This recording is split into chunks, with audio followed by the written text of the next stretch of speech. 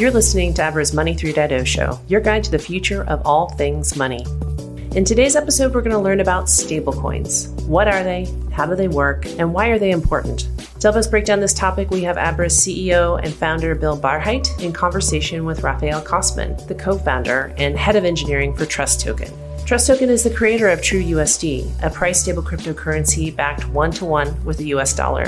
Bill and Rafael cover a lot of ground in this conversation, including Rafael's thoughts on how Facebook's Libra project could impact the stablecoin ecosystem and what's coming next from TrustToken and Abra.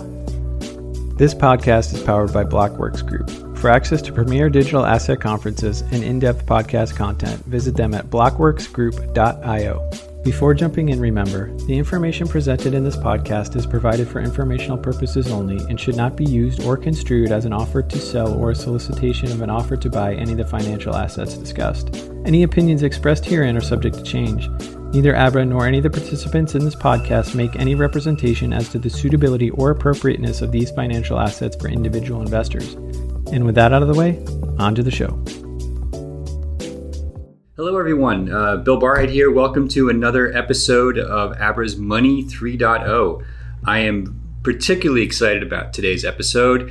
We're going to be talking about stablecoins, and with me, I've got Rafael Cosman, co-founder and head of engineering and product at TrustToken. So, Rafael, welcome to Money 3.0. Thank you. Good to be here. Yeah, thrilled to have you here. We're going to get into stablecoins, their role in the crypto ecosystem.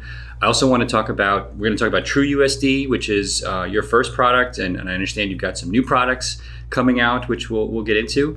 But how did you get into crypto in the first place? What was your first foray into crypto, and what was your kind of route to get here at TrustToken? Yeah, so I originally heard about crypto when I was an undergrad studying computer science, and I had just seen it as a really cool technology, but only started working in it full time, really focusing on it within the last couple of years. And it was really seeing the opportunity that was here in crypto, especially with Tether being such a popular product, but also so untrustworthy. That was really interesting to me and my co-founders. And we said, hey, we think that there's a big opportunity here to build a much more trustworthy version of this type of thing. Yeah. Now, and so you were down the road here at Stanford. Was there a community already of people a few years ago that were focused on crypto where you could talk about it with other people, or were you just more or less a party of one at that point? There was a little bit. It was small. We do have Dan Bonet, who is one of the fathers of cryptography. He's a very, very famous cryptography professor. I took a bunch of his classes, and that was one of the things that started to get me interested in it. But I think that for me, just like many other people, it can sort of be kind of an intellectual curiosity, but then there's sort of a moment when you say, oh, wow, there's actually a huge opportunity here to build some products and tools that can really change the world. Fantastic. And how did you have a co-founder as well. How did you guys get together, and what's the story there? Yeah, so I actually have three co-founders. There's Jay, Steven, and Tori. Yeah. And Jay and I met shortly after I graduated Stanford. And we met at an event and went on a long walk together afterwards, and saw that there's just a ton of alignment between what we wanted to do with our lives and the sort of impact we wanted to have on the world. And so we decided it made a lot of sense for us to team up, and we just spent a lot of time hacking out projects, figuring out what we wanted to do. Now, when you and I first spoke a couple of years ago, you guys were trying to do something quite different or different than what you're doing now. How did you guys end up making that transition from what you were doing, I should say, to what you're doing now? Yeah, so when we originally started this company, it was actually an estate planning company. So we made software that helps people make their wills and trusts. Yeah. And then we were getting to a certain stage with that product. We had our first customers, starting to get our first revenue, and we just saw what was happening in crypto and just got very interested in it and saw the opportunity that was presented in terms with Tether.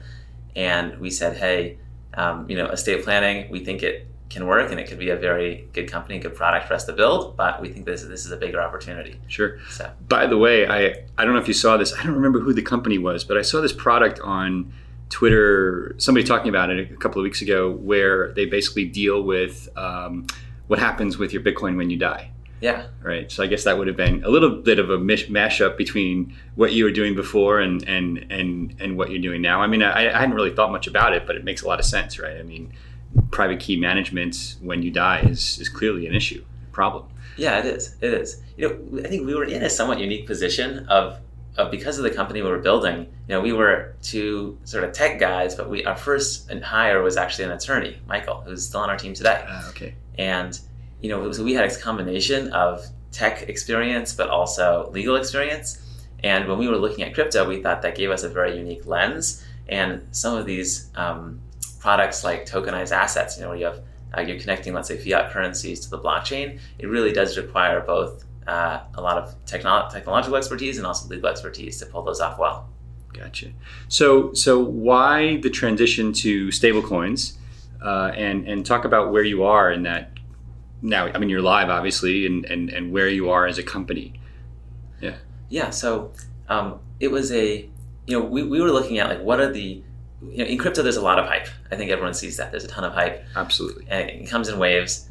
But there are a certain number of use cases and products that have real value, real business models, and products that help real people. And we were thinking about in crypto. We said we want to launch products that are used by real people, real actual users, and they'll care about what we're building. And we saw stablecoins as a very, very good use case there, where Tether had demonstrated that there was literally billions of dollars of demand for a USD-backed stablecoin, but it left the door wide open for competition to come in because they had unfortunately become so mistrusted by the community. And so we launched our product TrueUSD, and since then there have been a couple other competitors that have come in. But I think it was a very, very unique moment in the world of startups where someone proves out a multi-billion-dollar market, but then allows competition to come in by having such a poor reputation. Yeah. Okay, so let's take a step back. What is a stablecoin? Yeah. What are the stablecoins that are out there, and what's different between your stablecoin and the other stablecoins that are out there? So let's take those one at a time. So what's a stablecoin? Yeah. Okay. So a stablecoin is a price-stable cryptocurrency. So you've probably all heard of Bitcoin, Ethereum, and so on. These cryptocurrencies are highly volatile.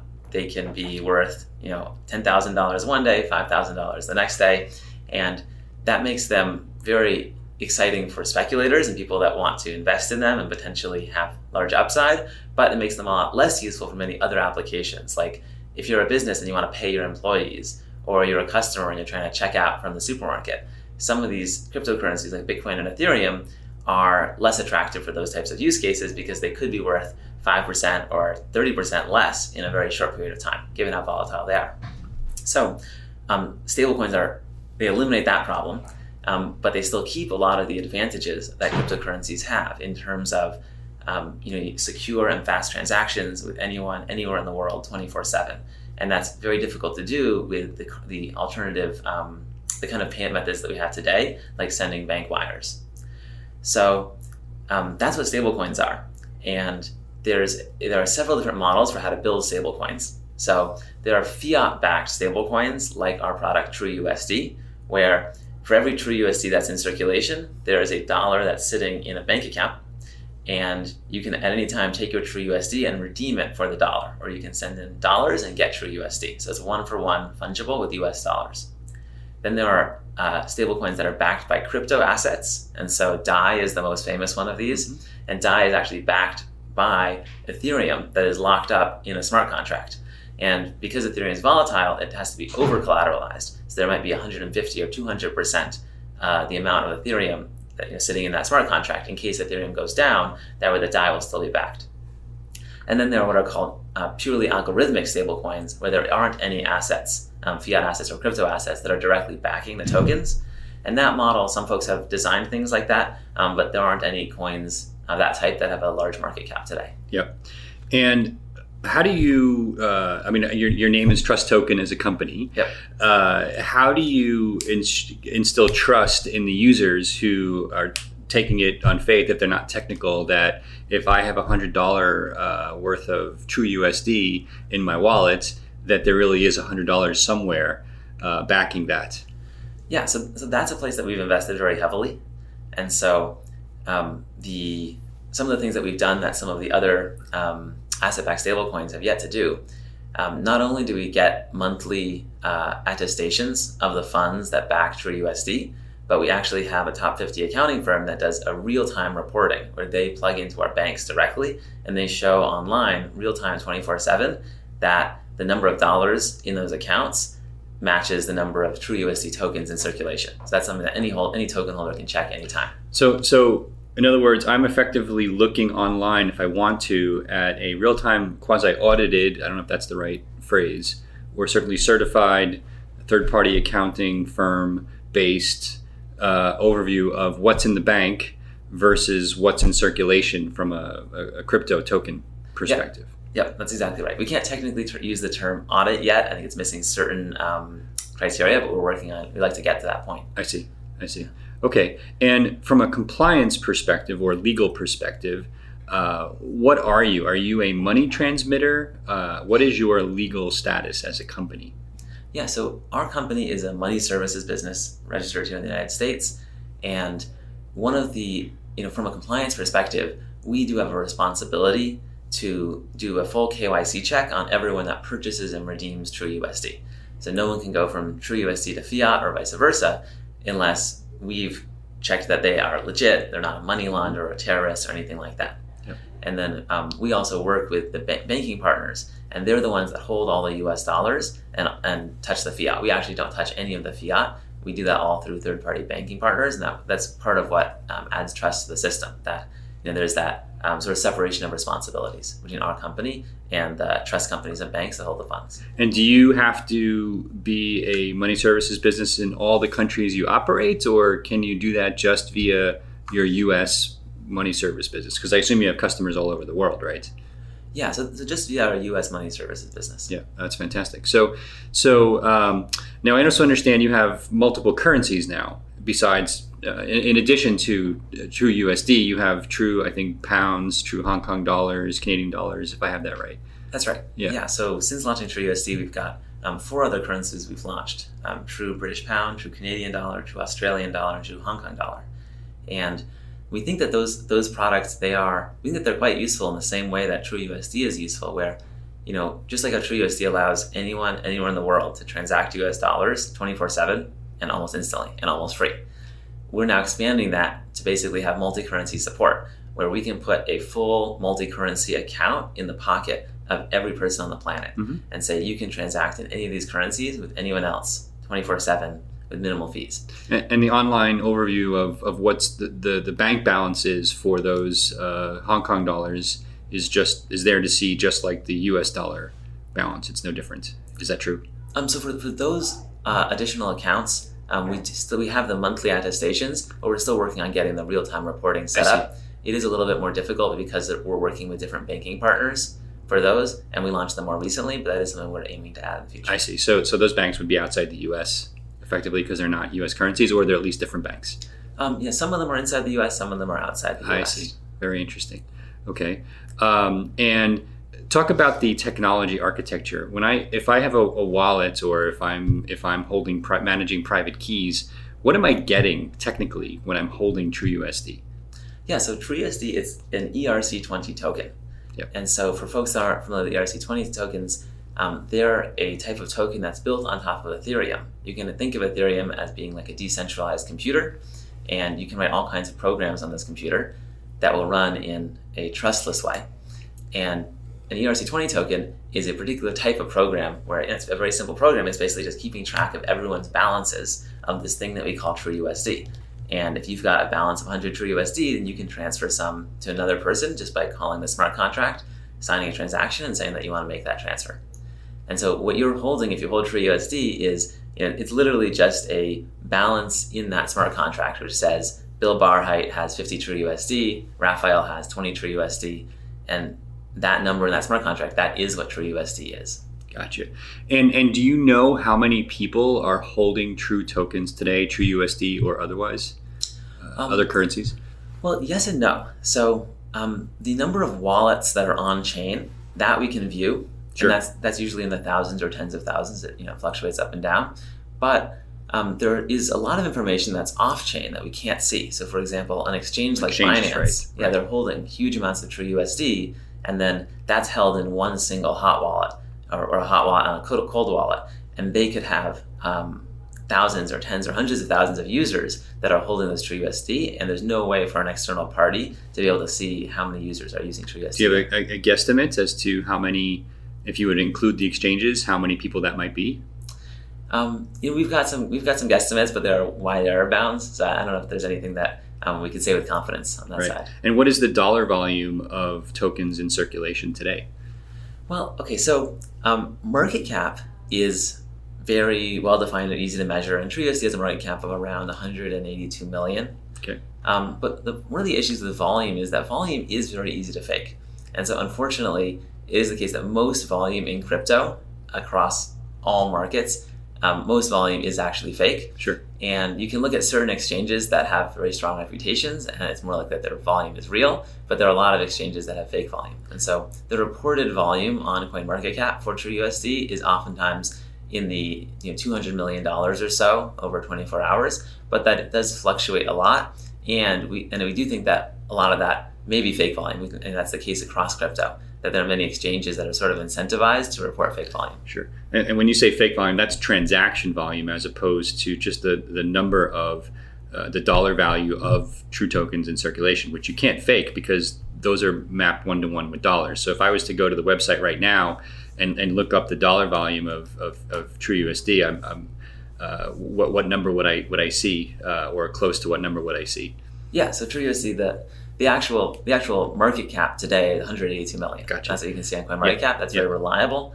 But the volume, which right now is reported to be 243 million, that you'd have to really dive into that and figure out what parts are real and parts are fake. Unfortunately, many people do take this kind of thing on faith, and that's not it's not really accurate. And if you look at on-chain volume, that unfortunately is also very easy to fake because people can generate. If you could take 1 million TrueUSD and just juggle it back and forth between two wallets 1,000 times, and you'd have generated $1 billion of on-chain transaction volume. And so when people report on-chain transaction volume for Ethereum or Bitcoin or other coins, you really should also look at that with a skeptical eye because it is so easy to inflate those numbers. Right. So for you, it sounds like the most important metric is just the amount of TrueUSD in circulation. Is that accurate? Yeah, that is accurate. But then we also focus on a lot of the things that are leading indicators of that in terms of the integrations that we're building with exchanges, wallets, and other partners, the level of trust that we have with the community, and so on. Right. So that leads to the next two questions, which is why are people using TrueUSD? To your knowledge, what is the most important one or two use cases that are driving people to use it, and how are they getting it? So let's start with the first one. What are the use cases that you think is driving the 182 million to be in circulation in the first place? Yeah, so I'd say probably the biggest use case there is trading on cryptocurrency exchanges, where a lot of the biggest exchanges in the world don't have US dollars. And the reason they don't have US dollars is because it's difficult for regulatory and compliance reasons for them to work with banks. Mm-hmm. Now, that's what we specialize in, is working with banks and being highly compliant and having very strong KYC checks and so on. So many of these exchanges, they struggle to be able to have US dollars or other fiat currencies directly on the exchange, but it's not a problem for them to have stablecoins on the exchange because that's just another cryptocurrency.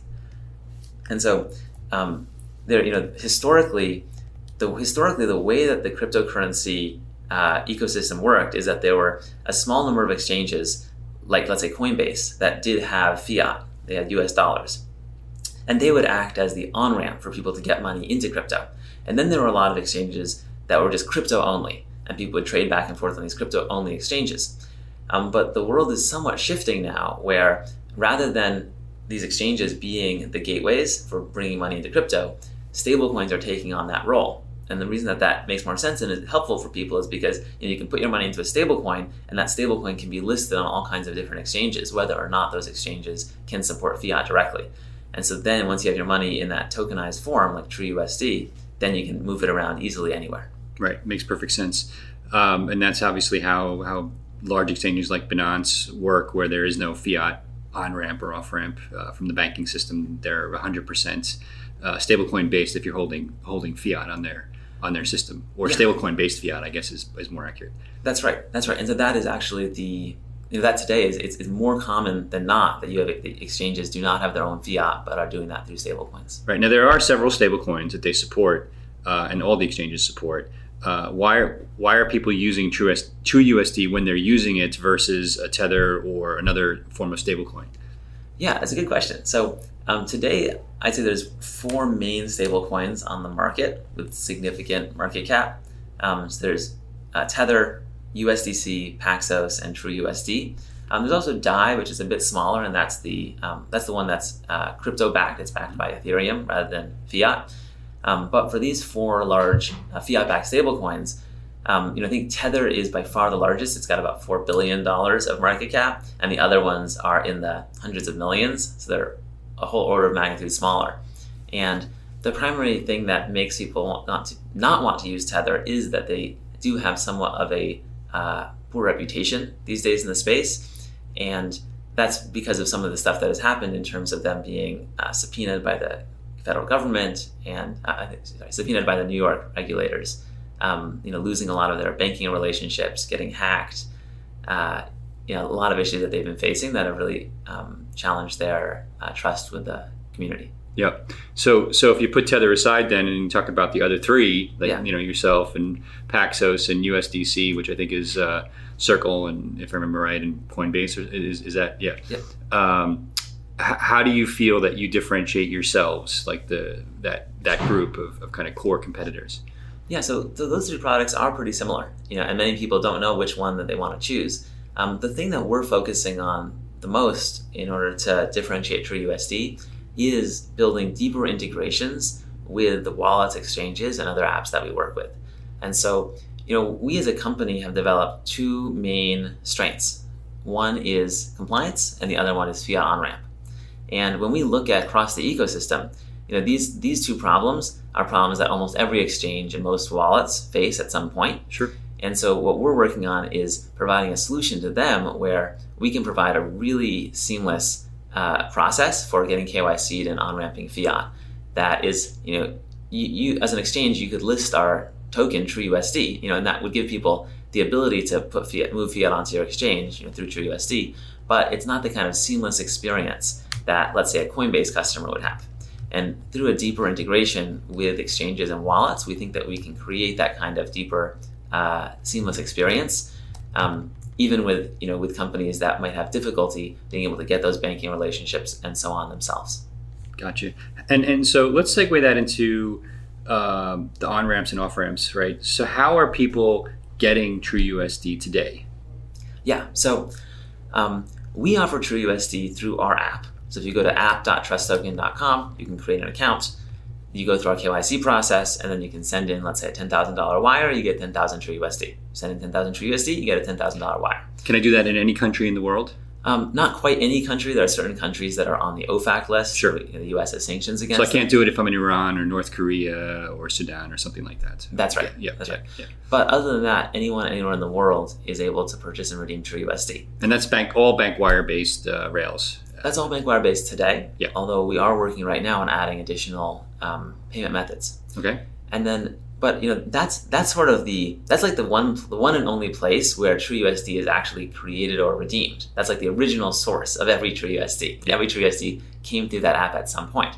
But a lot of the folks that are purchasing and redeeming TrueUSD there are actually partners or institutional players that are sort of reselling TrueUSD in one way or another. And so, we have many partnerships, including our partnership with Abra and other companies, and folks that list TrueUSD or use TrueUSD and allow TrueUSD to be purchased, let's say, with other payment methods, or folks that are market making on exchanges, such that retail customers can purchase TrueUSD on Binance or on OKX or whatever exchanges they might happen to be trading on. Gotcha. Hey, did you know you can now deposit, send, and withdraw TrueUSD on Abra? Download the Abra app today and get $25 in Bitcoin just for signing up and creating an Abra wallet. Abra makes investing in cryptocurrencies easy. Try it today and learn more at abra.com/go Abra. Terms and conditions apply. Now, I've been reading a lot and hearing a lot and talking to the press a lot about this whole travel rule issue in the money service business world, which I think is going to be an interesting aspect of the stablecoin ecosystem in the next few years. Yeah. Are you familiar with the travel rule? Yeah, we are. Okay. So the banks seem to be okay with this idea that if I buy TrueUSD by wiring you money, you know who I am because I've gone through a rigorous KYC and background process on your apps.trusttoken.com site that you mentioned. And I can then send that via Abra or an external wallet or some other product to a user that you don't know, right? And so the bank obviously doesn't mind that they don't know who is then receiving that token from the other person who they do know, right? And do you think that's going to change over time, or do you think that the regulators and the banks will remain comfortable with the idea that it's only the on-ramped person using this, the on-ramp or off-ramp, that I have to know?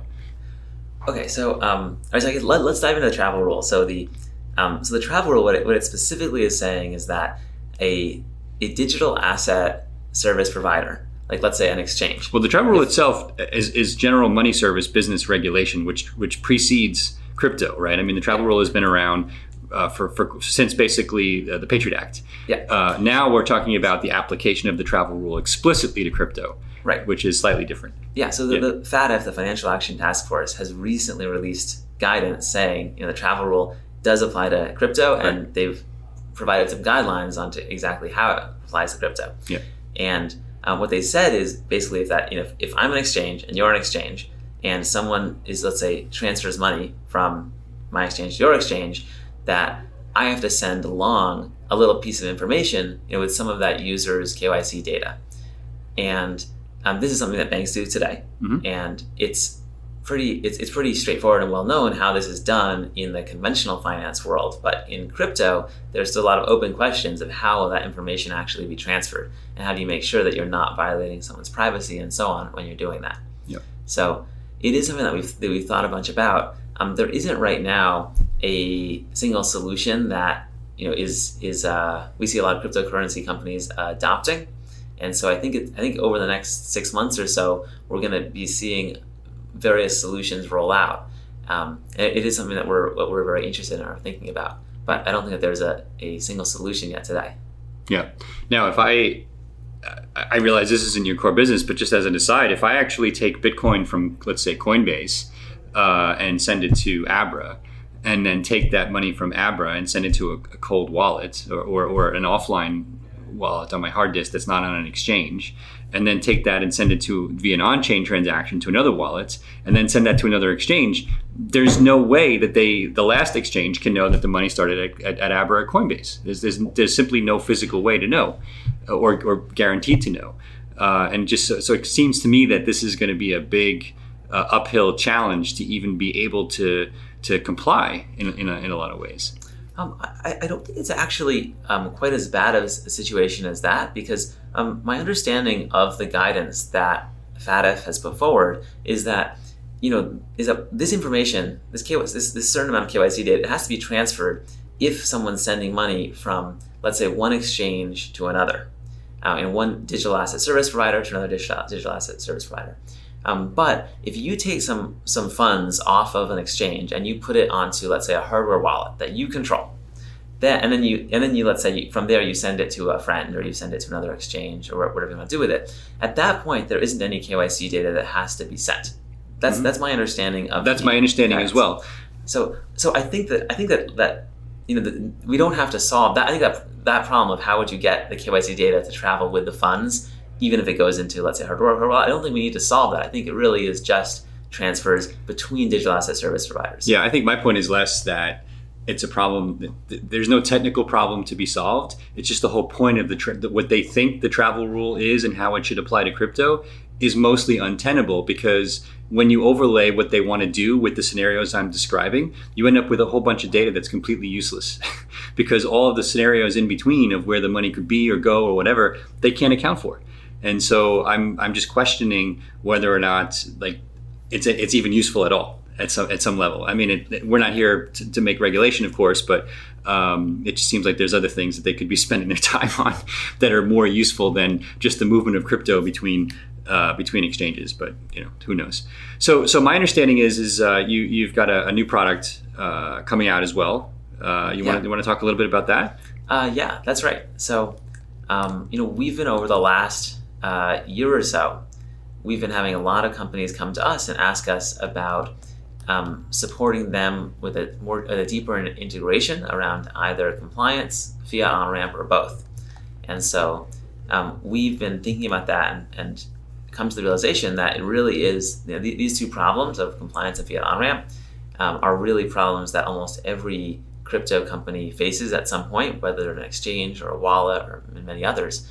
And that it makes a lot of sense for, rather than every single crypto company to be building out their own compliance team and their own integrations to be able to accept fiat and get the relevant licenses and partnerships and so on, that it really does make sense for a company like ours to really invest in building a great solution that we can offer to many other partners. Right. And we see that as a strong way to differentiate TrueUSD and our true currency products, because we think there's a potential for true currencies to become one of the easiest ways to get money in and out of crypto, regardless of what app you're in. So you could imagine the kind of seamless experience that you have on an app like Coinbase. You can imagine that in hundreds of different crypto apps, being able to easily get KYC'd and get your money in or out of the app. Mm-hmm. And from the app developer's perspective, that will be like an API-based or will it, like a screen-based solution? How would that look from a developer perspective? From a developer's perspective, that'll be, I think we're going to be offering APIs and SDKs for being able to do that. Okay. Well, really exciting. I'm sure a lot of people are going to be interested in that. So that leads me to two other questions. Like, how do you guys make money? And let's start with that one. How do you make money? Yeah. So the way we make money from our true currency products, such as TrueUSD, is off of the interest from the US dollars that are backing TrueUSD. And so, all those dollars are held by banking partners that we work with, and that money is generating a certain amount of interest. And so, the more we can grow TrueUSD, then the larger that revenue can be. And that's the same way that many other fiat-backed stablecoins make money as well. Now, are you allowed to, let's call it the money that you're holding, let's call it the float. Are you allowed to lend that float, or are you only allowed to generate interest that the bank itself provides to you? We're only generating interest that the bank itself provides to us, and there's, in our actual legal agreements with these banks, there's, very, very conservative rules about what they can do with those funds. Because, we as a business do need to make money, but also our top priority is making sure that the token holders are protected, and so there will always be a US dollar backing your TrueUSD. Yeah. Because money market rates in the U.S. are very, very low right now, right? Obviously, so the return on equity is, it's going to be sub 3%, right? So would you ever consider lending that money out directly to other borrowers at higher rates, or is that something that you would not be able to do or even consider doing? Well, so I'd say our top priority is making sure that token holders would never lose money or be at risk, and so we, as a business, look for are interested in ways that we can, have a modest return on that capital, but without creating any risk for token holders. That I think is really our prime directive, is making sure that token holders are protected at the end of the day. Yep. And so that very much does limit, what we can do with that capital, but that's okay. We think that is a good long-term investment. Sure. So ultimately, then your business model is really dependent upon this growing to billions upon billions of dollars, so that you can generate the kind of revenue from that interest. Is that a good assessment or assumption? Well, we think that TrueUSD and our other true currency products, while they are successful products that used on many different exchanges, many different wallets, and so on, we do see them as one piece of a broader puzzle, where we want to make compliance and fiat on-ramp across all of crypto as easy and as seamless as possible. And I do think that many crypto companies feel like that is one of the things that's holding crypto back from achieving a more widespread audience. And TrueUSD is just one piece of that puzzle, and we don't see TrueUSD as the only way, far from it, the only way that our company is going to be making money. Because we're also offering these additional services to many other companies. Okay. So that leads to the second question, which was, how do you see the business models evolving, right? We've talked about exchanges and not having fiat on-ramps at exchanges as being the primary business model driver and usage for stablecoins right now. Do you think that will be the case in 4 years? Do you think that people will be using stablecoins for other applications at scale 4 years from now? Well, I think that stablecoins are going to find more and more use cases, and they're going to become more used in conventional markets as well, not just in crypto markets. And I also think stablecoins may start to be used under the hood in more places where you can have, let's say, payment apps that are doing international payments using stablecoins, and you as an end user might not even realize that you're using a stablecoin. You might just know you're sending money to someone in another country. And so I do think there's a lot of growth ahead of stablecoins, and the growth over the last couple of years of the stablecoin market as a whole has been tremendous. And so I think a lot of that is going to come from entire new applications that we haven't seen before. Right. So that's interesting, right? Because one of the biggest issues with cross-border commerce, meaning I'm in Argentina and I want to buy something from the US or vice versa, is this issue of chargeback risk, right? If I'm using a credit card in one of those countries, buying from another country, not only is the rate 5 or 6%, but the issues of dealing with cross-border chargebacks are enormous, right? And so the utopian scenario there from a merchant's perspective is that I actually get a cash payment, right? And basically let the contract rules or the contract between myself and the buyer apply, right? And so it seems like stablecoins could actually be a great way to facilitate that somehow. Yeah, that's absolutely right. And that's one of the advantages that stablecoins have. And you can use smart contracts to create any sort of rules that you want around stablecoin payments. But by default, if I send you TrueUSD, that is a totally secure and irreversible transaction. But one of the other advantages that stablecoins have, especially when it comes to payments and international payments, is that they work instantly, 24/7, anywhere in the world. And so we do see a lot of, let's say, trading firms where you might be a trader in Japan, I'm a trader in the UK, and if I want to send you $1 million for a trade that we just completed, then if I send you a bank wire, it's going to take a long time to get there. And if it's a Friday evening, it might not get there until Monday, Tuesday, or Wednesday. Right. Whereas it could be a Sunday at 1 a.m. and if I send you a stablecoin transfer, that'll get there in 15 seconds. And that's a huge value add for those sorts of folks. Absolutely.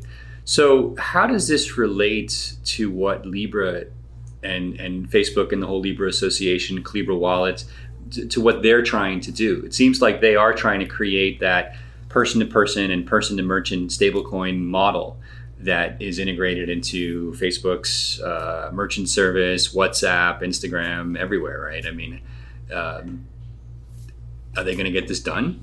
And is it a nail in the stablecoin coffin, or does it help? Yeah, good question. Actually, a lot of folks have asked us that about, is Libra a competitor, and are they going to wipe out the existing stablecoins? Actually, Libra has been a huge boon for us and for many other stablecoin companies. And the reason is that, Facebook's one of the largest companies in the world. And them announcing that they are investing significant resources in a stablecoin project, that has opened all kinds of doors for stablecoins. Where now, Fortune 500 companies around the world are looking at stablecoins and saying, wow, there must be a significant opportunity here. We need to start figuring out how can we use stablecoins in our business? What sorts of partnerships or investments should we be making? And so, it's actually, there are some things that we're going to be announcing soon that I can't share at the moment, but it has definitely opened a lot of doors for us. And Libra is also probably quite a ways away from actually launching. There's some possibility it might not launch, but they've definitely faced strong headwinds from regulators, and have also had many of their partners, such as PayPal and others, back out of sort of the Libra coalition. And so they've both put a lot of wind into the sails of stablecoins by just one of the largest companies in the world saying this is a huge opportunity, so big that we want to go after it.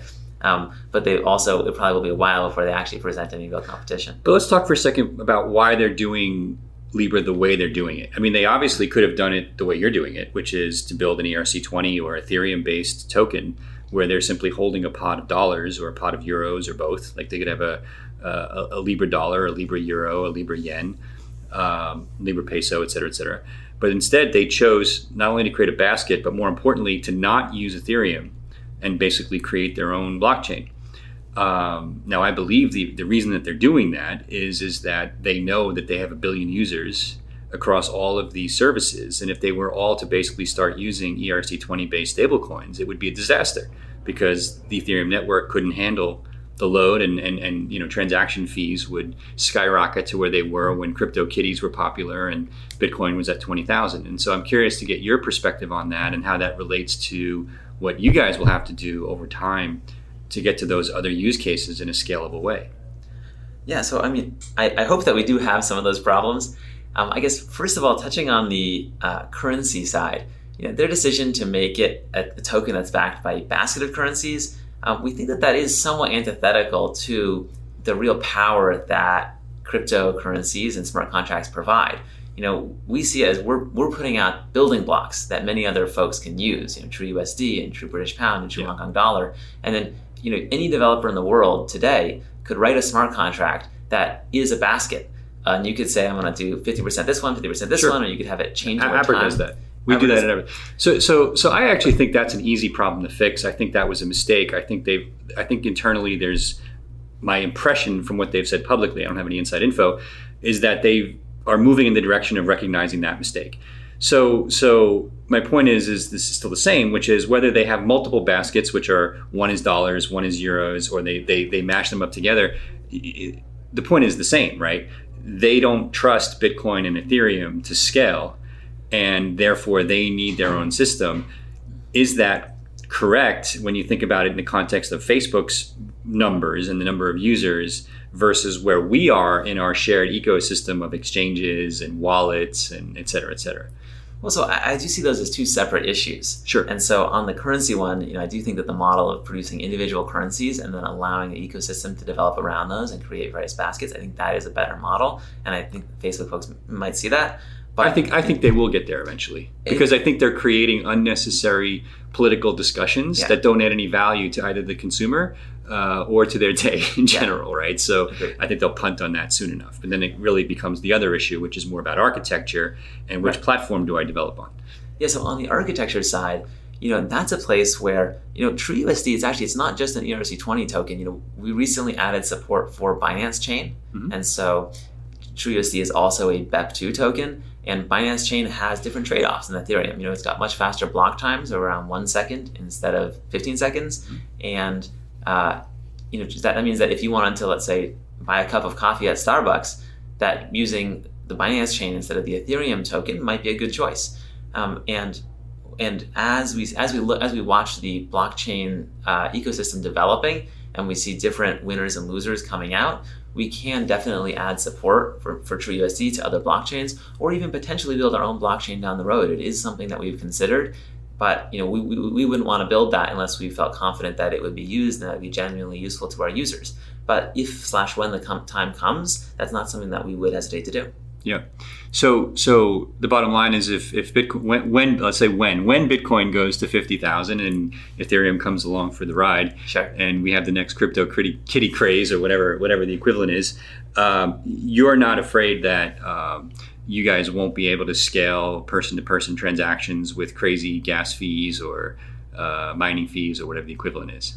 No, because we will just be adding. So if Ethereum is really clogged up, developers and users will be moving on to new blockchains, and there's nothing that stops TrueUSD from being able to go cross-blockchain to those folks as well. And so similarly with Libra, them adding Libra support, adding an ERC20 version of Libra and adding a Binance Chain version of Libra, that would be totally possible and reasonable for them to do, as well as having it on their own chain. I see. So in theory, you could, and I don't, maybe you are working on this, I don't know, EOS or Stellar or absolutely even I guess, I don't know, Ripple-based versions, IOU-based versions of what you're doing, right? That's all theoretically possible. Yeah, that's absolutely possible. And many of those blockchains, many of those folks have approached us and asked us if we could add support. Yeah, I'm sure. And it is a significant developer investment on our side to be able to do that.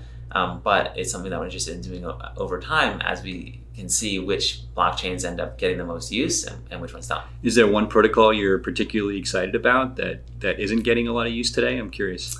I don't want to speak to any particular one right now. Oh, come on.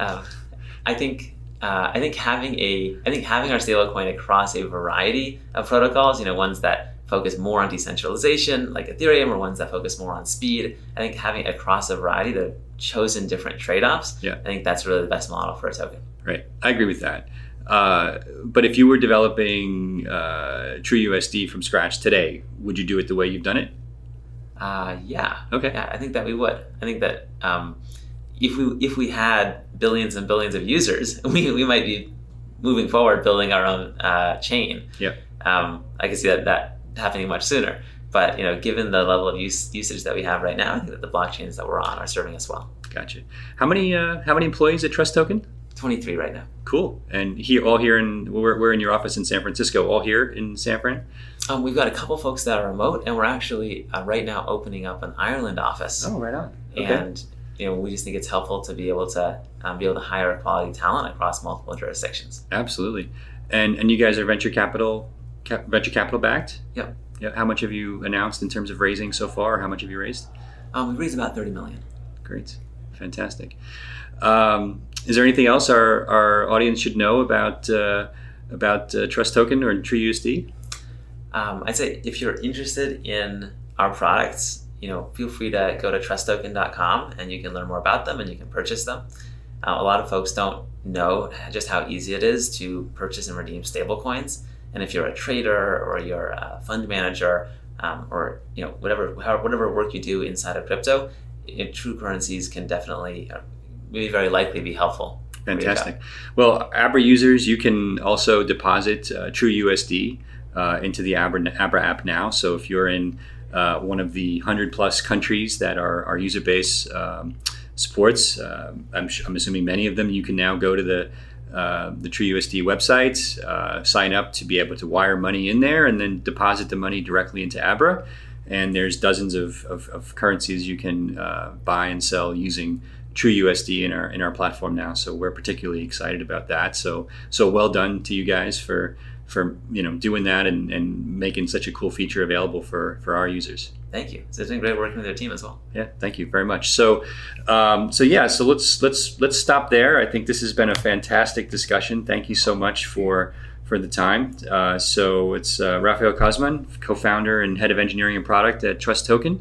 Thank you so much for the time. This has been awesome. I think a lot of our users are going to learn a lot today, and that's what we strive for here. Thank you. Appreciate thank you. Bill. Yeah, my pleasure. All right, so that's a wrap. Another episode of Abra Money 3.0. Thanks again for listening to the Money 3.0 show. We hope you liked this episode as much as we did. If so, please subscribe to the show wherever you get your podcasts, and be sure to download the Abra app wherever you get your apps.